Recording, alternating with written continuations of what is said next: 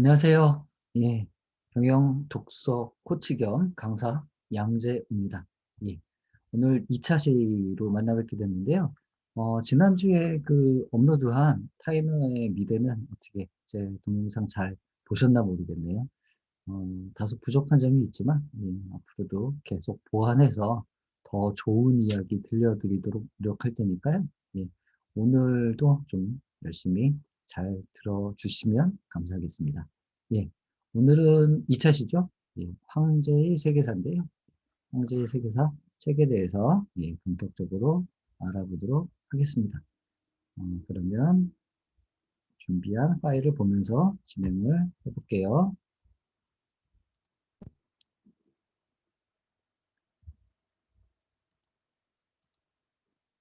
예, 황제의 세계사. 오늘 2차시, 경영독서 2차시는 황제의 세계사입니다. 예, 세계사 본격적인 시작을 해보겠습니다.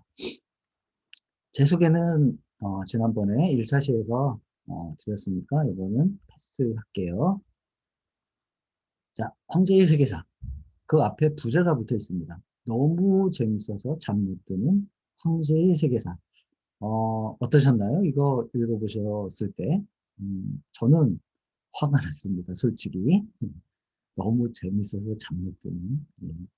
아, 뭐, 재미가 없지는 않는데요. 예, 30명의 황제를 그냥 나열식으로 쭉 이렇게 하다 보니까 잘 안 넘어가더라고요. 안 넘어가기도 하고, 그 다음에, 황제라고 하면 그 대단한 분들, 그 대단한 분들을 겨우 한 세네 쪽 정도에 그렇게 요약을 하다 보니까 뭐 별로 와닿는 것도 없고, 뭐 상식적으로는 좀 도움이 될 수 있다라고 생각을 할 수는 있겠지만, 그거 외에는 그렇게 큰 감흥이나 감동이나 이런 부분이 좀 없어서 상당히 좀 아쉬운 책이기도 했습니다.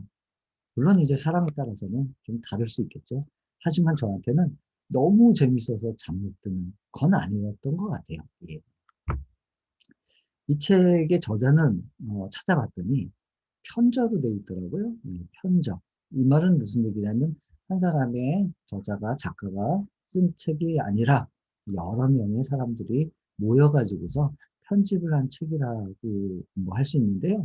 예, 보니까 편저를 조지무쇼라고 돼 있더라고요. 조지무쇼는 여기 한문으로 보시면 조사무실입니다. 조사무실. 즉 이제 그 사무실 이름이 조라는 얘기죠. 예, 조사무실이란 곳에서 여러 사람들이 모여가지고서 뭐 각기 이제 몇 명씩 나눴겠죠. 몇 명씩 나눠서 정리한 거를 모아가지고서 이렇게 편집을 해서 낸 책이 바로 이 책이라고 할 수 있습니다. 일본의 뭐 기획 편집 집단이라고 되어 있죠. 예. 그래서 이 편집 집단이 굉장히 이런 너무 재밌어서 접목되는 그런 시리즈들을 계속 내고 있는 것 같아요. 예. 어떻게 보면 좀 아쉬운 부분은 한 사람의 작가가 자기 이름을 걸고 쓴 책이 아니기 때문에 어떻게 보면 다소 좀 나열식으로 많이 흘러갔다라고 좀 얘기를 할 수 있습니다. 뒷 문장에 보면 뭐 위대한 황제들, 역사의 만약은 없다지만 이들이 없었다면 지금의 세계사는 어떻게 되었을까? 굉장히 좀 심오한 질문을 던지고 있는데요. 예, 그거에 비해서 책 내용은 그냥 30명의 황제들을 좀 나열식으로 정리했다. 예, 이렇게 좀 볼 수 있을 것 같아요. 그래서 제가 이 책을 정리를 하면서 장독 여러분들한테 어떤 이야기를 해야 될까? 황제 뭐 한 사람 한 사람마다의 책에 나오는 것처럼 이야기를 하는 거는 별 도움이 안 될 거라고 좀 생각이 들었고요. 그래서 여기에 이제 나오는 시대 배경이 유럽이기 때문에 어떻게 보면 인류가 시작된 문명서부터 그다음에 유럽 문명 이 이제 어떻게 진행이 됐는지 즉 유럽사에 대한 얘기를 전반적으로 좀 간단하게 한번 정리를 하면 괜찮지 않을까라는 생각이 좀 들어가지고요. 제가 그걸로 해서 현재 책 내용이 아니라 제 나름대로의 그런 간단한 문명의 시작서부터 유럽사에 대한 뭐 전반적인 개요 그리고 유럽사를 어떤 식으로 좀 바라보면 좋을지에 대한 얘기들을 한번 정리를 해봤으니까 그거에 대한 이제 상식으로 한번 오늘 이야기를 좀 들어보시면 좋을 것 같고요. 그 다음에 황제 각각에 대한 어떤 뭐 상식적인 부분이라든가 그런 에피소드, 이벤트 이런 것들은 책을 통해서 여러분들 각자가 좀 배우시면 될 것 같아요. 뭐 이 책뿐만 아니라 이제 다른 책에서, 그다음에 아니면 뭐 다른 채널에서 황제에 대해서는 알 기회가 많으니까요. 조금 발표를 하시고 오늘은 저랑 문명과 유럽 사회에 대한 얘기를 한번 나눠보도록 하겠습니다. 자, 문명에 대한 얘기를 할 때 제일 처음에 해야 되는 건 바로 인간이 언제부터 출몰했는가, 출현했는가라고 좀 그거에 대해서 좀 알아봐야 되는데요. 여기 이제 표에 나와 있는 것처럼 지구가 탄생이 되고 처음엔 생명이 없었죠. 그러면서 이제 단세포 생물이 출현을 했고요. 출현을 했고 그러면서 이제 해양 식물이라든가 삼엽충, 육상식물, 육상동물, 그다음에 숲, 곤충 뭐 이런 게 출현했고요. 그다음에 이제 공룡시대가 왔죠.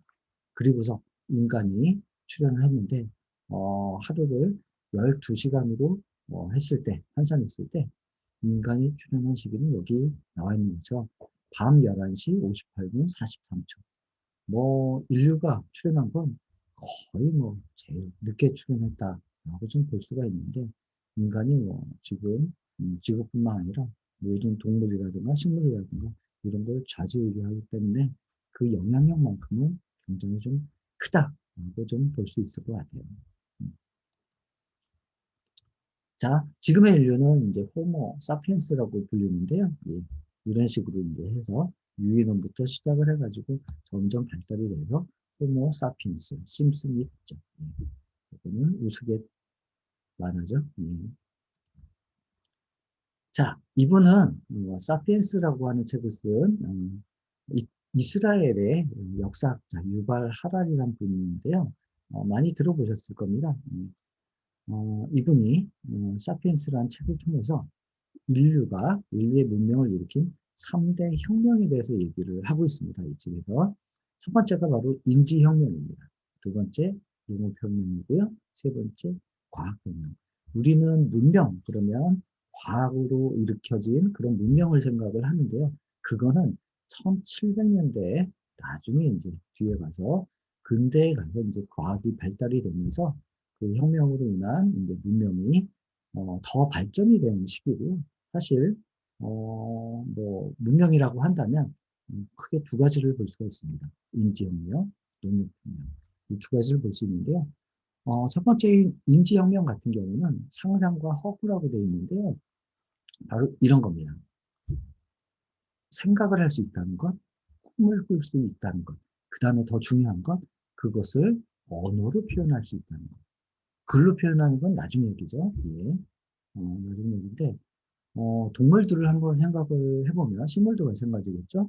어떤 생각을 할 수는 있을 것 같아요. 할 수는 있는데, 그것을 조직화해서 무언가를 만들어내고, 그 다음에 그것을 말로 표현하고, 나중에 가면 글로도 이제 표현할 수 있는 그런 능력은 인간밖에 없는 능력이라고 좀 볼 수 없을 것 같아요. 예. 그래서 상상과 허구가 무엇이 중요하냐? 예를 들어서 어떤 조직을 만든다라고 생각을 해볼게요. 주식회사, 이제 뭐 기업 같은 경우는 이제 주식회사인데 주식이라는 게 이제 실물이 있지만 처음에는 실물이라는 게 없었겠죠. 생각을 좀 했겠죠. 주식이라는 게 있어가지고서 주식회사를 만들게 되면 그 책임이 주주한테 분산이 되고 그래서 기업을 운영하는 데 있어서도 훨씬 더 잘 운영할 수 있겠다. 이게 바로 주식회사의 정의인데요. 주식에 대해서 먼저 인간이 생각을 하지 못했다면 주식회사는 만들어질 수가 없는 거죠. 그런 능력, 상상과 허구를 통해서 그 다음에 그렇게 생각한 것들을 현실로 만드는 능력이 바로 인지 능력이라고 볼 수가 있습니다. 그래서 유발 하라리는 그 인지 능력을 인간이 문명을 만드는 데 있어서 가장 첫 번째로 꼽고 있는 겁니다. 두 번째는 뭘까요? 바로 농업혁명인데요. 이 농업혁명은 굉장히 큰 의의를 가지고 있어요. 이 농업이 처음으로 이제 시작이 되기 전에 원시인들의 삶은 어땠을까요? 일단 주거지는 뭐 보통 잘 아는 대로 동굴 같은 데 살았겠죠. 동굴이나 조금 나면 이제 움막 같은 곳을 지어가지고 살았을 텐데, 이 사람들의 특징, 원시인들의 특징은 뭐였을까요?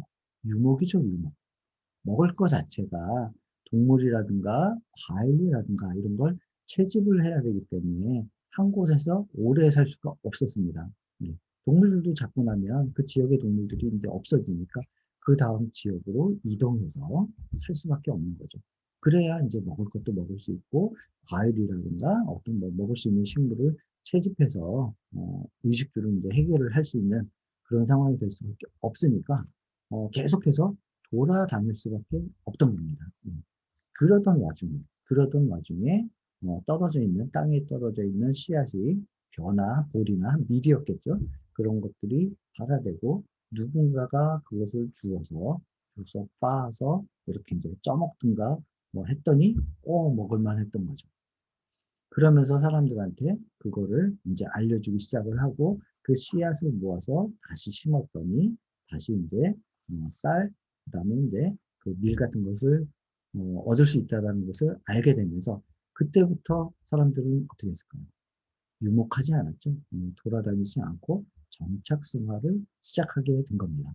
이 그림에서 나오는 것처럼 처음에는 몇 명이 되지 않았겠죠? 몇 명 되지 않은 인원들이 이제 농사를 시작하고 했겠지만 이 농사가 점점 사람들이 모이게 돼서 점점 큰 농사를 하게 되고 그거 이상으로 먹을 거를 이제 확보가 되다 보니까 이때서부터 뭐가 만들어지나요?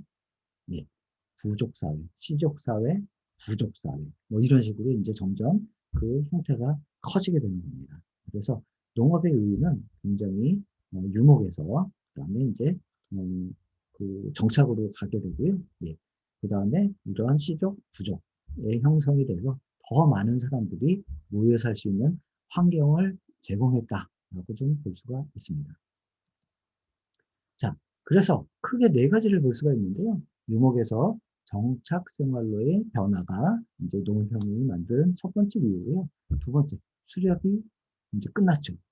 더 이상, 더 이상 동물이나 이런 걸 사냥하러 사람들이 나가서 막 헤매다가 다치기도 하고 죽기도 하는데 그런 게 이제 없어진 거죠. 그래서 피처링 여성의 시대에 이제 있는데요. 이건 뒤에서. 그 다음에 세 번째는 목축업이 시작되는 배경이 되었습니다. 예. 여전히 이제 고기는 먹어야죠. 예. 농업을 지면 뭐 쌀이라든가 밀이라든가 이런 건 먹을 수 있지만 여전히 고기는 필요하다는 거죠. 단백질을 위해서. 그래서 사람들은 어떻게 했냐면은 이제 동물들을 잡아서 기르기 시작했습니다. 예. 야생 동물을 잡아서 기르기 시작해가지고서 그 기른 걸 가지고서 먹는 목축업이 비로소 시작되었다라고 볼 수가 있습니다. 목축업이 시작됨으로 인해서 점점점 동물들 같은 경우도 더 큰 형태로 많은 형태로 이제 발전하게 되죠. 그 다음에 시족, 부족, 국가의 단위이죠. 국가, 시족사회, 부족사회 말씀드렸죠. 부족사회가 더 모여가지고서 더 큰 형태가 됐을 때 국가가 비로소 만들어지게 되는 겁니다. 그래서 국가가 만들어지게 되면서 이러한 이제 국민들이라든가 굉장히 많은 사람들이 있겠죠. 거기서부터 비로소 문명이 시작되었다라고 좀 볼 수가 있습니다. 그래서 앞에서 말씀드린 인지혁명 같은 경우는 문명이 태동될 수 있는 그런 기초가 되었다라고, 기반이 되었다고 한다면, 농업혁명은 문명이 진짜 시작되게 되는 그런 배경이 되었다라고 좀 볼 수가 있을 것 같아요.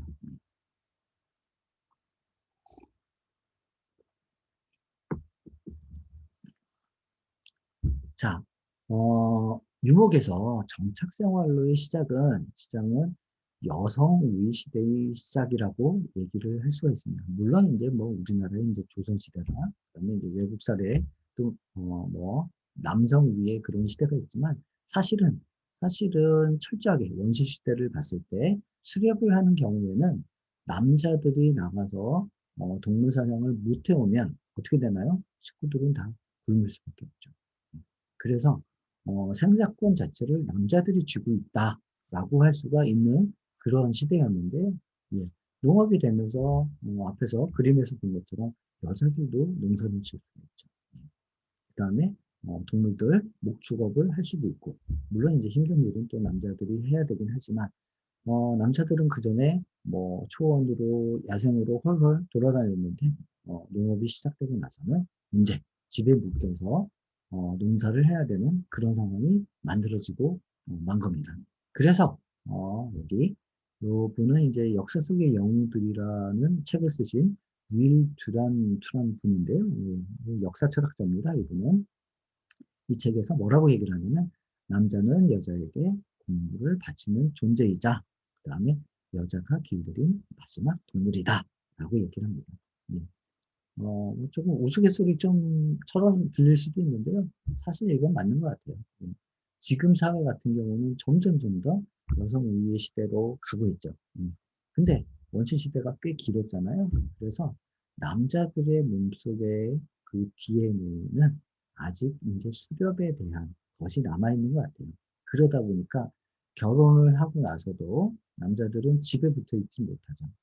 집에서 뛰쳐나가서 무언가 사냥을 하고 방황을 하고 그런 DNA가 아직도 수렵 DNA가 몸속에 남겨져 있는 것 같아요. 그래서 이제 여자들은 항상 그런 남자를 잡기 위해서 결혼을 하고 나서 남자가 막 돌아다니지 못하게 계속해서 잔소리도 하고 잡기도 하고 그런 거겠죠.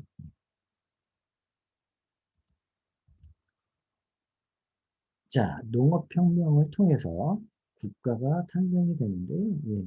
국가는 탄생하게 된 배경이 있습니다. 그래서 세 가지 정도를 국가에서 국민들한테 보장을 해주게 되는데요. 사유재산의 보호입니다. 농사를 짓게 되면서 이제 땅이 있고요. 땅을 가지고서 이제 농사를 짓게 되면 이제 쌀이 거기서 나오게 됐죠. 쌀이나 밀이나. 근데 사람에 따라서는 더 많이 생산을 할 수도 있고 적게 생산을 할 수도 있겠죠. 땅을 많이 가진 사람들 같은 경우에는 더 많은 생산을 할 것이고 그것을 어디다가 자신의 창고에다가 보관을 할 것입니다. 예. 그렇게 되면 그게 어떻게 되나요? 내 개인 재산이 되는 거죠.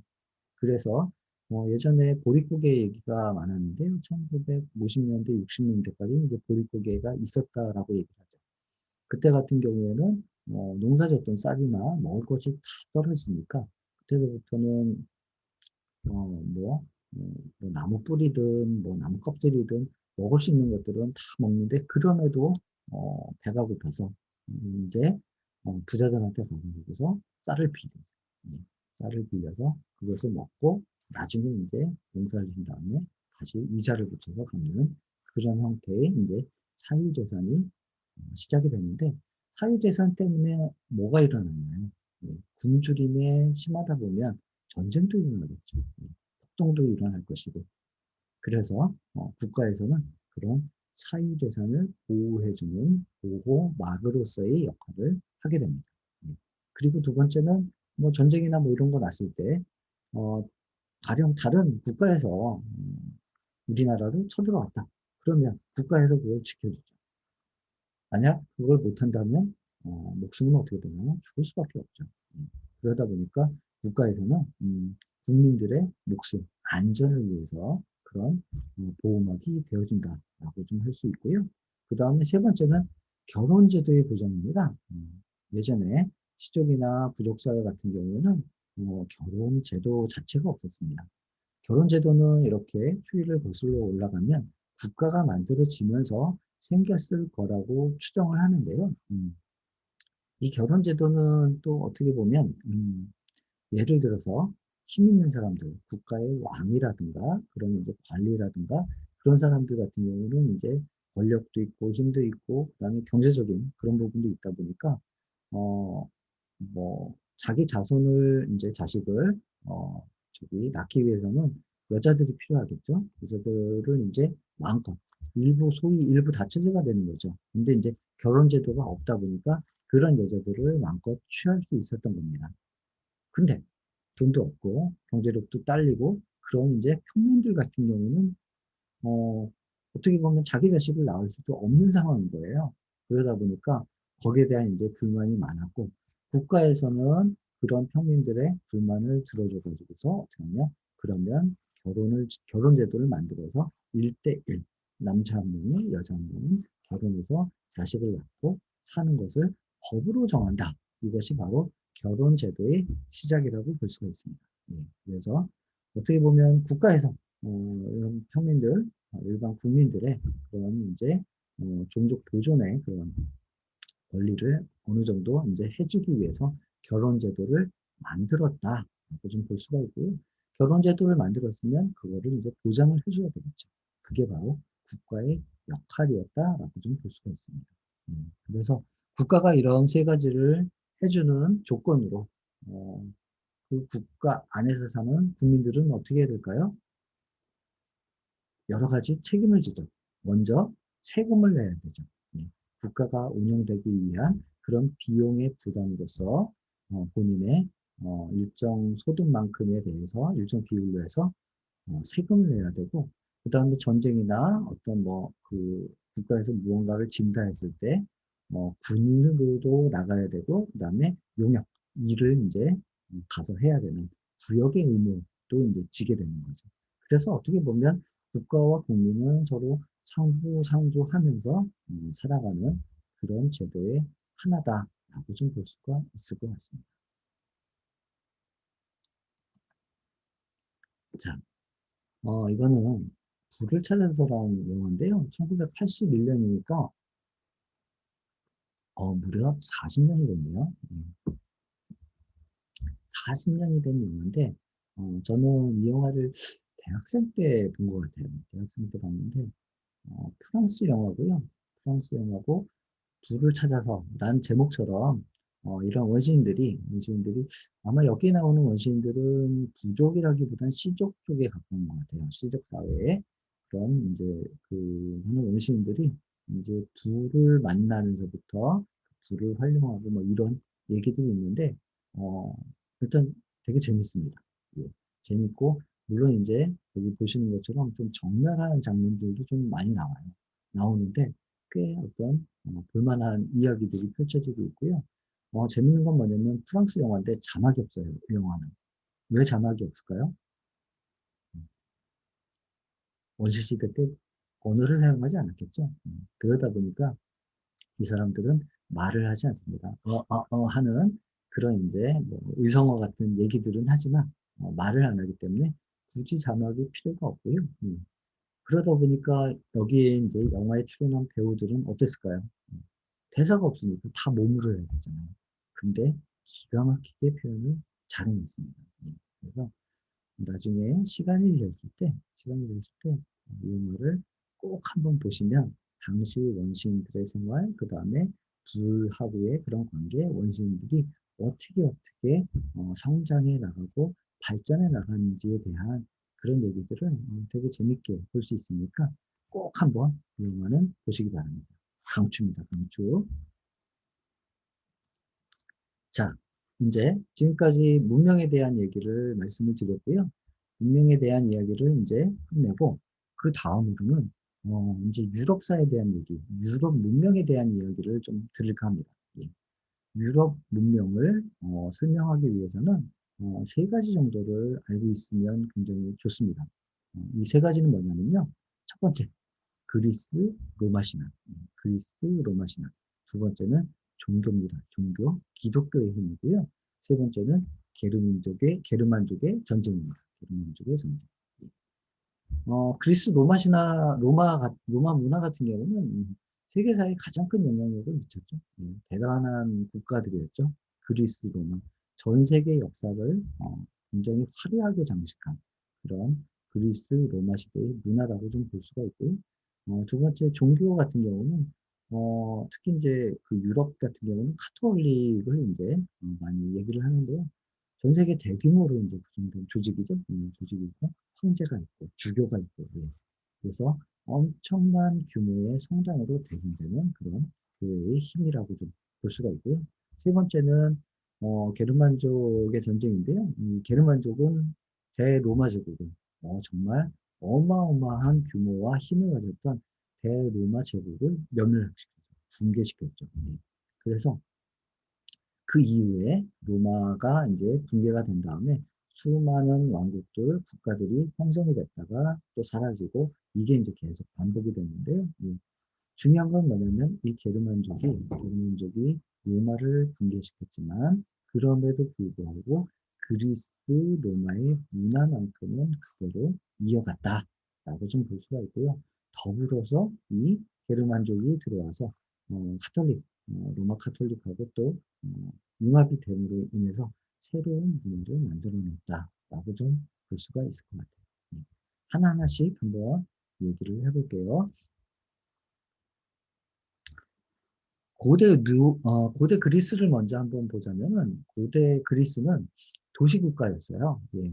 하나의 큰 국가가 아니라, 각기마다 뭐 아테네라든가 뭐 여러 가지 그리스의 그런 도시들이 있잖아요. 그래서 그 도시들마다 작은 국가를 형성된 어떤 연합체라고 좀 볼 수가 있었습니다. 그래서 연합으로 이제 돼 있었고요. 고대 그리스 하면 철학의 나라죠. 철학이 이제 태동된 나라고 또 하나 민주 국가였습니다. 민주주의가 태동이 된 나라라고 볼 수가 있고요. 그렇기 때문에 도시국가 이제 형태로 되어 있기 때문에 그렇게 이제 많은 사람들이 한꺼번에 모여서 살았던 건 아니죠. 도시마다 이제 다 있었으니까.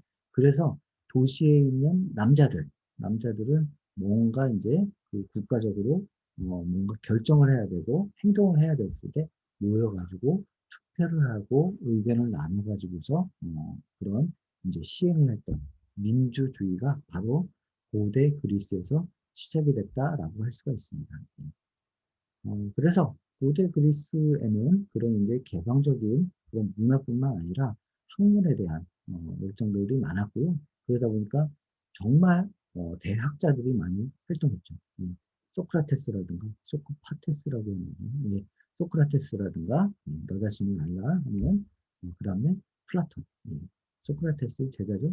플라톤 그 다음에 아리스토텔레스까지 뭐 그 이후에도 뭐 엄청난 학자들이 많이 활동을 했고요. 이런 대단한 학자들이 활동했던 시기가 바로 고대 그리스 시대라고 볼 수가 있습니다. 그래서 고대 그리스는 크게 두 가지로 볼 것 같아요. 학문의 시작, 철학, 그다음에 민주주의가 처음으로 태동돼서 시행된 나라라고 좀 볼 수가 있을 것 같아요. 자, 고대 그리스가 그렇게 융성을 했는데 결국은 로마 제국에 의해 멸망하고 말죠. 그래서 로마, 뭐 사실은 이탈리아 자체가 그렇게 큰 나라는 아닌데요. 거기서부터 시작된 로마 제국이 유럽의 대부분을 이제 통일을 했는데, 유럽의 대부분을 통일한 이유는 로마 같은 경우에는 어떤 철학이나 그런 이제 인문 쪽의 발달보다는 상당히 공학이 발달돼 있었다라고 얘기를 해요. 그래서 뭐 그 이동하는 그런 체제라든가 뭐 그런 무기 같은 것들이 굉장히 발달을 시킬 수 있었고 그걸 통해 가지고서 유럽의 대부분을 이제 침략해서 정복을 한 거죠. 정복을 해서 자신의 영토로 만들었다라고 좀 볼 수가 있을 것 같아요. 그리고 로마 제국에서는 역시나 우리가 읽었던 황제의 세계사도 있지만 황제가 탄생하는 배경이 됩니다. 다른 국가들 같은 경우에는 조그만 국가들 같은 경우는 제일 이제 높은 사람이 왕이죠, 왕. 예. 로마 제국 같은 경우는 수많은 유럽의 영토들을 정복을 하면서 각기 이제 나라마다 왕이 있었죠. 그 왕들을 다 폐위시키긴 했지만 왕이라 하면 동격이잖아요. 다른 나라 왕하고. 그래서 황제라는 것을 만듭니다. 황제는 뭔가요? 왕 중에 왕이라는 얘기죠. 그래서 황제를 이제 탄생하는 배경이 되고 그때서부터 로마 제국의 왕은 왕이라고 부르지 않고 황제라고 이제 부르게 되죠. 근데 로마 제국이 굉장히 번성하고 번영되게 된 배경 중에 하나는 바로 그 전에 있었던 그리스, 예, 그리스 문화를 흡수했기 때문입니다. 예. 만약에 로마가 이제 법률을 굉장히 강조한 나라긴 했는데요. 법률만 만약에 강조를 했다면 운영 자체가 굉장히 딱딱할 수밖에 없을 것이고 특히 이제 다른 나라들을 정복을 많이 했기 때문에 다른 나라들하고의 관계라든가 이런 부분 자체가 사실은 쉽지 않았을 거예요. 그래서 우리가 알고 있는 그런 대로마 제국의 그런 오랜 기간을 로마 제국으로서 운영이 됐는데 아마 그렇게까지는 못 갔을 겁니다. 근데 제일 중요한 건 그리스 문화, 굉장히 좋은 문화였죠. 좋은 문화까지 흡수해서 자기네들 걸로 이제 하다 보니까 로마 제국은 영토뿐만 아니라 법률적인 운영뿐만 아니라 문화에 있어서도 굉장히 좀 번영한 그런 시대였다라고 좀 볼 수가 있습니다. 네. 그 다음에 로마어는 라틴어죠, 라틴어. 네.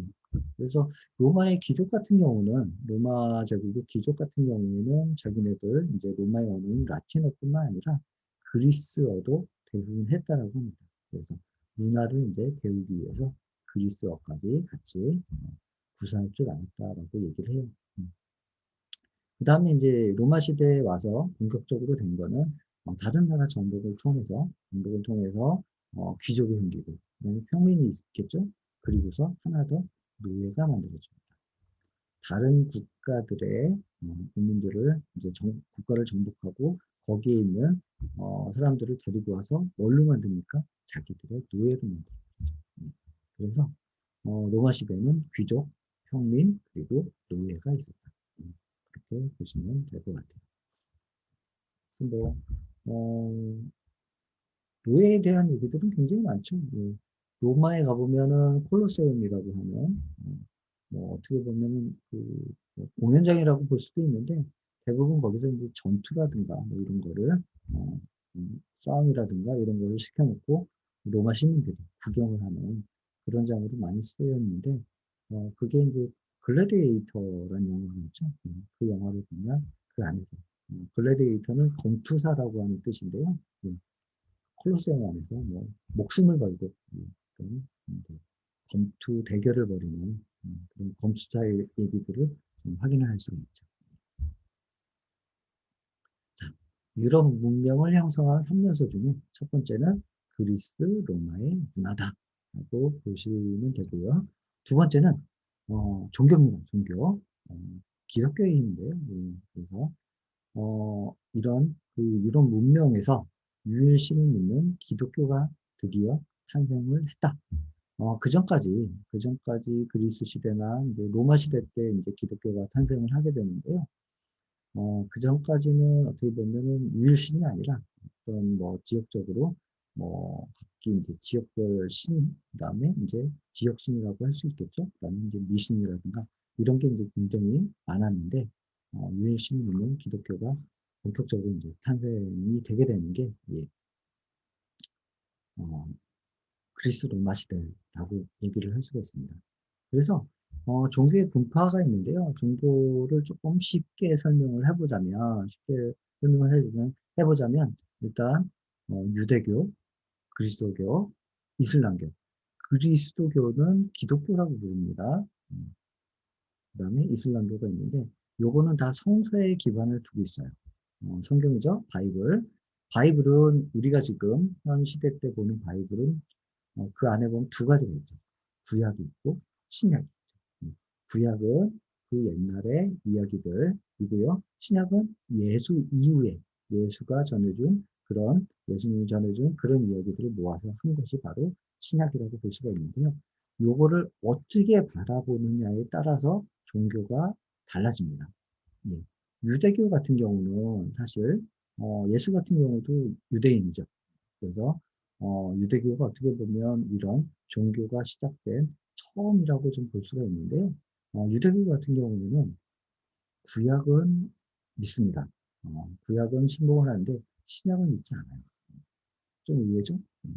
그래서 이스라엘의 그런 유대교 같은 경우에는 예수를 인정하지 않습니다. 예수를 아예 부인하는 건 아니지만 예수는 그냥 단지 수많은 예언자 중에 한 명으로 생각을 합니다.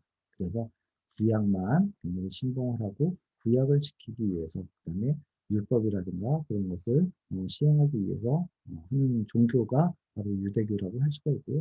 그 다음에 우리가 알고 있는 그리스도교, 기독교인데요.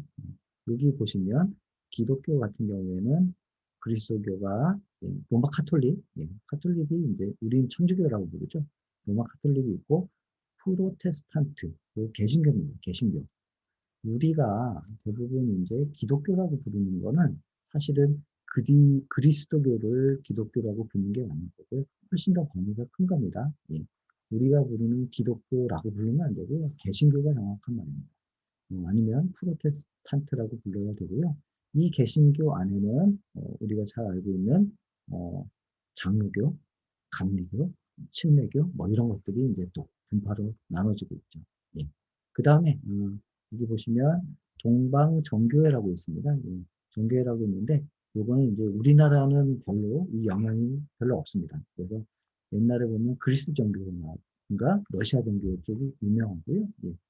이제 우리나라 같은 경우는 이제 천주교, 가톨릭하고 요 개신교가 활발하게 좀 활동을 하고 있다라고 좀 볼 수가 있습니다. 자, 그래서 그리스도교 같은 경우에는 구약, 신약 두 가지 다 신봉을 합니다. 그래서 구약의 그런 율법들도 중요하고요. 그다음에 예수 이후의 그런 이야기들도 굉장히 중요하다. 그래서 이 두 가지를 다 신성시 여기는 것이 바로 그리스도교라고 보시면 됩니다. 자, 이슬람교도 좀 비슷한데요. 이슬람교는 그리스도교하고는 좀 다른데 오히려 유대교하고 좀 비슷합니다. 예. 이슬람교는 구약을 신봉을 하고요. 다만 신약은 믿지 않습니다. 하지만 유대교와는 조금 다른데요. 왜냐하면 이슬람교에는 이제 알라라는 얘기 많이 들어보셨죠? 예. 알라는 하나님을 똑하는 얘기하는 거고, 여호와, 뭐 야훼 이런 거의 동격입니다. 유일신이라는 의미고요. 다만 이제 신약인데 일반적인 그리스도교에서는 예수를 이제 하나님의 아들 뭐 이런 식으로 이제 얘기를 생각을 하고 이렇게 이제 신으로 모시잖아요. 근데 이슬람교에서는 예수 또한 예언자 중에 한 명이라고 생각을 하고 또 다른 예언자인 마호멧, 영어로는 무함마드라고 얘기를 하는데요. 우리나라는 마호멧이라고 부르죠. 마호멧의 이제 그런 경전을 신봉하죠. 그래서 유대교, 그리스도교, 이슬람교는 조금씩 다릅니다. 하지만 분파는 처음에 구약으로부터 시작해서 신약을 어떻게 생각하느냐. 그래서 이제 종교가 나눠지고요. 또한 그리스도교는 이제 시대가 지나면서 이렇게 또 나눠졌다라고 생각하시면 될 것 같아요. 자, 그래서 앞에서 세 가지 말씀드렸죠. 그리스 로마 문화, 그다음에 기독교, 세 번째가 게르만족이었죠. 이 세 가지 요소들이 융합이 되면서 유럽 문명이 이제 본격적으로 시작이 됩니다. 자, 한번 볼까요? 그리스 로마 문화와 그리스도교가 이제 융합을 하게 됩니다. 어떻게 융합이 되느냐? 자, 앞에서 말씀드렸던 것처럼 그리스 로마 같은 경우는 특히 이제 로마 시대죠. 로마 시대 같은 경우는 황제가 생겼는데 이 황제는 신과 같은 존재라고 여겼습니다. 그러다 보니까 황제가 곧 신이거든요. 근데 그리스도교가 이제 생기면서 예수가 활발한 포교 활동을 벌이고 있던 겁니다. 자, 그걸 보니 황제가 보기에는 그리스도교는 박해 대상이 되는 거죠. 왜냐하면 내가 곧 신이잖아요. 근데 다른 신에 대한 얘기를 하고 있으니 당연히 박해해야 되는 그런 대상이 될 수밖에 없었던 거고요. 자, 그런 와중에 예수님이 이제 잡혀서 십자가에 돌아가시죠. 그리고서 3일 뒤에 부활을 하게 됩니다. 그러면서 그리스도교가 막 확산이 되게 되죠. 더 많은 사람들이 그리스도교를 이제 믿게 되는 계기가 됩니다.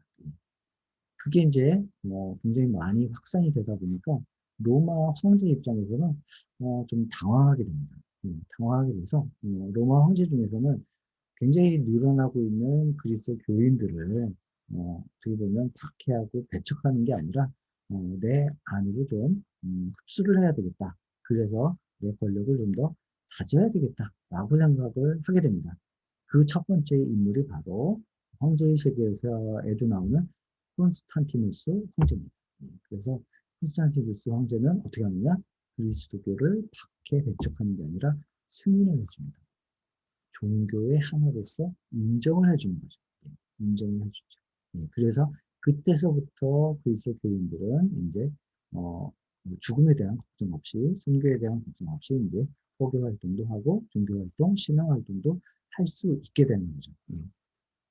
여기서 한 발 더 나가서 요비 아누스 황제라는 분이 계신데 이분은 그리스도교를 아예 유일한 국가 종교, 국교로 승인을 하게 됩니다.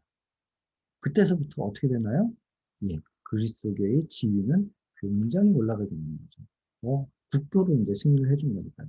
그래서 그 지위가 굉장히 올라가다 보니까, 그거를 이제 지위를 어느 정도 만들기 위한 조직이 이제 조직화가 시행이 됩니다. 그러면서, 굉장히 많은 조직들이, 성당들이 생기고, 거기에 따른 조직화가 되면서, 어, 주교, 그 다음에 부주교, 그 위에 뭐가 있을까요? 교황이 만들어져요. 교황. 교황이 뭡니까? 종교의 황제라는 얘기거든요. 이건 이제 로마 카톨릭이니까 로마 카톨릭에서의 교황이 만들어져요.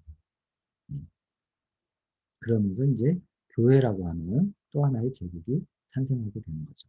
즉, 교회가 로마화되는 그런 형태로 이제 융합이 일어나게 되는 겁니다. 자, 그리고 또 하나의 이제 융합이 발생이 되는데요. 발생이 되는데, 그리스도교하고 종교하고 게르만족이 이제 융합을 일으키게 됩니다. 자, 게르만족 아까 뭐라 그랬죠? 예, 로마 제국을 붕괴했죠. 멸망시킨 그런 쪽인데요. 뭐, 독일의 이제 그 어떤 뭐 독일 국가를 형성하게 되는 그런 민족의 이제 하나가 게르만족이긴 한데요. 게르만족이라든가 바이킹족이라든가 그 위에 있었던 북방민족, 대부분을 다 이제 게르만족으로 하나로 묶어서 이제 얘기를 하는 겁니다. 근데 이쪽은 로마 사람들이 봤을 때 뭐라 그러면 야만족이었어요. 중국이 여진이나 뭐 돌궐이나 뭐 이런 거를 야만족이라고 봤듯이 게르만족은 로마에서 봤을 때 야만족이었거든요. 왜 야만족이었느냐? 문명이 없어요. 글도 없었고, 그 다음에 어떤 뭐 그 문화가 제대로 없었습니다. 그러다 보니까 뭐 야만족이라고 했는데, 하지만 힘은 굉장히 셌겠죠. 대부분 나라들 같은 경우도 가보게 되면 유럽 같은 경우 특히 더하죠. 남쪽 따뜻한 지역에 사는 그런 이제 뭐 스페인이라든가 이탈리아라든가 그리스라든가 이런 사람들은 우리 뭐 동양인하고 비교해서 좀 더 큰 사람도 있겠지만 그렇게 크지 않습니다. 키나 체격 자체가. 하지만 북방 쪽으로 올라가면 노르웨이라든가 덴마크라든가 스웨덴이라든가 독일도 그렇죠. 독일도 그렇고 이렇게 올라가게 되면 어떻습니까? 체격이나 체구 자체가 굉장히 크죠. 골격이 굉장히 크다 보니까 힘이 굉장히 셌고 이런 이제 힘을 이용해 가지고 전쟁을 일으켜서 이제 정복을 굉장히 많이 하는 그런 이제 형태로 됐고요. 결국은 이제 로마 제국까지 멸망을 시키게 되는 거죠. 자, 게르만족이 여러 민족들이 이제 있다 보니까 로마 제국을 멸망시키고 영토를 이제 나누는 과정에서 굉장히 많은 여러 종류의 왕국들이 생기게 됩니다. 근데 이 왕국들끼리도 계속 전쟁을 하게 돼요. 예. 그러다 보니까 어떤 왕국이 생겼다가 사라지고 생겼다가 사라지고 굉장히 오랜 시간 동안 그런 역사가 이제 언제까지 여기 보시면 476년부터 1400년까지라고 되어 있는데요. 이게 이제 476년이 이제 로마 제국이 멸망한 시기입니다. 그래서 무려 1000년 동안 수많은 왕국들이 생겼다가 사라지고 생겼다가 사라지고 전쟁하고 이런 것들이 흡수 합병되고 이런 일들이 무려 1000년 동안 있었던 겁니다. 어마어마한 시간 동안 그랬던 거죠. 자, 그리고 로마 제국이 망하면서 약탈한 토지를 신하들한테 나눠주고 그다음에 여기서부터 귀족과 사유재산이 형성이 됐는데 물론 그전에도 있었지만 이때 더 확실하게 생겨서 제후라는 얘기 들어보셨죠? 제후. 제후라는 게 이제 왕의 신하였지만 그것들을 받고 자신만의 이제 영토를 이제 확장을 해서 그 확장된 영토 안에서는 사실 왕처럼 행세를 하는 거죠. 그런 수많은 제후들이 만들어지고 그 제후들이 자신만의 사유재산, 영토를 가지고서 생활을 하게 되죠. 자, 이게 이제 게르만족에 대한 얘기고요. 그러면서 게르만족이 로마 쪽을 들어와서 이제 영토에서 생활을 하는데 문제는 그리스도교죠. 기독교 같은 경우는 처음에 이제 게르만족이 들어오면서 로마 시대 같은 경우에는 국교까지 인정이 됐기 때문에 안정적인 운영뿐만 아니라 굉장히 조직화가 잘 돼 있었는데 게르만족이 딱 들어왔단 말이에요. 그러면 어떻게 해야 되느냐? 그리스도교에서는 어떻게 해야 될까요? 잘못하면 종교 학살이 일어날 수 있겠죠. 그러다 보니까 게르만족이 문화가 없다. 그다음에 이제 문명이라는 걸 알고서 살살 설득을 합니다. 그리스 로마의 문화를 전수를 해주고 가르치기 시작을 합니다. 예. 그러다 보니까 게르만족들은 아무것도 모르는 상태에서 그런 것들을 이제 배우게 되는 거죠. 그 역할을 한 것이 바로 그리스도교, 기독교에서 이제 하게 된 겁니다. 카톨릭이죠. 카톨릭에서 이제 하게 된 거죠. 그러면서 자연스럽게 그리스 로마 시대의 문화를 전파해주는 그런 역할을 하게 됐고요. 그 다음에 또 하나 가르치면서 게르만 전사들, 이 사람들은 정말 전쟁밖에 모르거든요. 근데 그 사람들한테 뭘 가르치느냐? 기사도 정신을 알려주게 됩니다. 그래서 기사도 정신은 나중에 이제 젠틀맨의 그런 유래가 되는 건데요. 기사도를 생각을 하면 뭐가 입니까? 이 사람들은 그냥 싸우지 않죠. 예. 무언가 대의명분이 있어야 전쟁을 하게 되고, 그 다음에 그리스도교에서 이런 기사들한테 어떤 얘기를 합니까? 어, 그냥 뭐 자기 기분 나쁘거나 뭐 그러기 위해서 싸우지 말고 대의명분이 있어야 싸우고, 그 다음에 종교를 위해서 싸워라. 그래서 뭐 십자군 전쟁이라든가 종교 전쟁들이 굉장히 많이 발생했던 겁니다. 그 전쟁은 어떤 전쟁이었나요? 카톨릭과 다른 종교 간의 전쟁이었던 거죠. 자, 그러면 뭐 기사도가 이제 기사도 정신이 그때 이제 발생이 되면서 또 기사도 정신은 또 뭘 가르쳤나요? 여자분들한테, 그다음에 노인들한테, 아이들한테, 약한 사람들한테는 철저하게 친절하게 대하라. 이런 것들이 이제 나중에 젠틀맨 정신으로 가게 되는 배경이 되는 거죠. 예. 자, 그러면서 그리스도교하고 게르만족 또한 융합이 되면서 1400년대까지, 1400년대까지 이런 문화를 이제 만들어가게 되는 거죠. 유럽 문명을요. 예. 자, 그리고 1400년이 넘어가면서 중세가 붕괴가 됩니다. 예. 르네상스가 시작이 되고요. 더불어서 종교 개혁이 일어나게 됩니다. 이거는 약 한 200년 정도, 1400년부터 1500년대 말 약 한 200년 정도의 이제 일로 발생이 되게 되는데요. 먼저 르네상스를 보게 되면 중세 시대 같은 경우에는 종교가 이제 그리스도교가 게르만족하고 합쳐지면서 굉장히 그런 종교 전쟁도 많이 발생이 됐다 그랬잖아요. 근데 문화도 그리스 로마 문화를 전달을 했지만 그렇다고 해서 그 게르만족들이 그거를 제대로 꽃피우지 못했습니다. 그래서 문화적인 측면에서 봤을 때는 중세를 암흑시대라고 부르기도 합니다. 어, 프랑스에 있는 루브르 박물관을 가보시면 중세시대 때의 그림이라든가 이런 작품들이 있는데요. 가서 보시면 되게 뭐라 그래야 되나 암울하다라고 얘기를 할까요? 그림 자체가 대부분 다 종교에 대한 그림이고요. 그 다음에 어둡습니다. 대체적으로. 예. 계속 그런 그림만 있어요. 그러다 보니까 새로운 작품, 눈에 띄는 작품이 별로 없습니다. 자, 그래서 그런 것들이 이어지는 와중에 1400년대 이제 중세가 붕괴되기 시작하면서 어떤 그 흐름이 나오게 됐냐면 고대 그리스 로마의 문화를 다시 발견하고 다시 그것을 되살리자.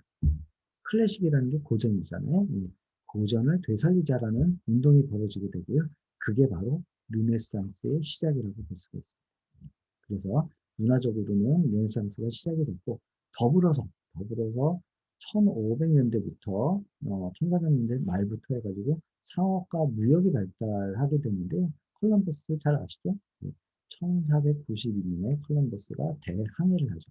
그래서 아메리카를 발견하게 되는데 단지 여행 간 거 아니죠? 예. 그래서 아메리카의 원주민 뭐 이런 쪽에 이제 정복을 하게 되고 찬탈을 하게 되죠. 거기 있는 것을 빼앗아 오게 되고 원주민들을 뭐 말 안 들으면 죽여버리고 이런 식의. 콜럼버스 같은 경우는 우리가 일반적으로 알 때는 굉장히 뭐 이 대륙을 발견한 그런 위인으로 알려져 있지만 실질적으로 원주민들한테는 정말 무서운 사람이었다라고 얘기를 합니다. 그래서 인디언들이죠. 인디언들을 굉장히 많이 학살하기도 했고, 학살하고, 그다음에 이제 좀 나쁘게 한 그런 이야기들이 좀 많이 있는 편입니다. 자, 아무튼 그런 이제 무역을 통해서 상업이 발달이 됐고요. 상업이 발달되면서 그 전까지는 뭐 귀족, 평민, 노예 뭐 이렇게 되어 있었는데 새로운 계급층이 하나 만들어지는 게 바로 부르주아입니다. 상업을 통해서 돈을 많이 벌게 돼서 그런 부르주아 계층이 만들어지면서 이 부르주아 계층이 어떻게 하나요? 돈을 가지고서 귀족을 사기도 하고요. 귀족을 사기도 하고 그 다음에 이제 대치주나 이런 부자로서 활동을 하게 되죠. 자, 이와 같은 시기에 로마 카톨릭 같은 경우는 이제 게르만까지 넘어와서 계속 이제 유지가 되지만 점점 부패하게 됩니다. 예를 들어서 면제부 들어보셨을 텐데요. 천국을 가기 위해서는 좋은 일을 많이 해야 되는데 만약에 돈 있는 사람들한테는 이 면제부를 팔았어요. 그래서 그거를 큰 돈을 주고 그걸 하면 천국을 갈 수 있다라고 얘기를 합니다. 이게 바로 면제부인데요. 어떻게 보면 말도 안 되죠. 그래서 이런 것들, 교회의 부패가 굉장히 심해지다 보니까 반대 운동이 확산이 됐고요. 이때 마틴 루터하고 장 칼빈이 등장을 해가지고서 프로테스탄트라는 그런 새로운 종교를 만들게 됩니다. 이건 뭐냐면요.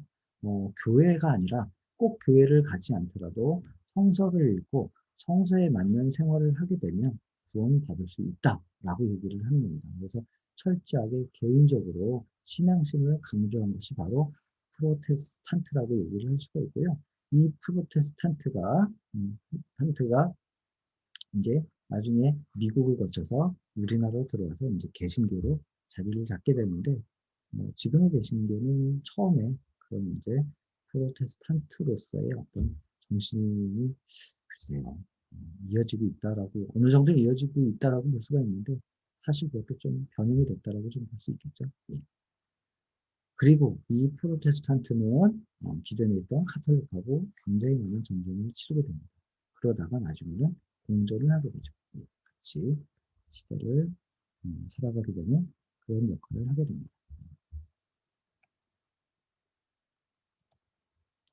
자, 이것으로 어느 정도 그 유럽 문명에 대한 얘기를 마치도록 하는데요. 뭐 앞에서 말씀드린 것처럼 그 유럽 문명을 일으킨 3요소, 그다음에 이제 유발 하라리가 얘기한 어떤 그 저기 인지혁명, 농업혁명 정도 아시면 될 것 같고요. 그다음에 유럽 문명에서는 세 가지라고 말씀드렸죠. 그리스 로마 문화, 그다음에 뭐였죠? 종교, 가톨릭, 그다음에 세 번째는 게르만족의 전쟁. 이 세 가지를 보시고 그것들이 융합되는 과정이 어떻게 보면 유럽 문명을 만들었다. 그다음에 중세까지 유지시켰다라고 좀 볼 수가 있어요. 그 다음에 이제 1700년대로 넘어가면 이제 근대로 넘어가게 되는데요. 근대 같은 경우는 뭐가 나오죠? 과학혁명이 시작되죠. 예, 과학이 본격적으로 발달되고 동시에 이제 산업혁명이 시작되는 것이 바로 1700년대입니다.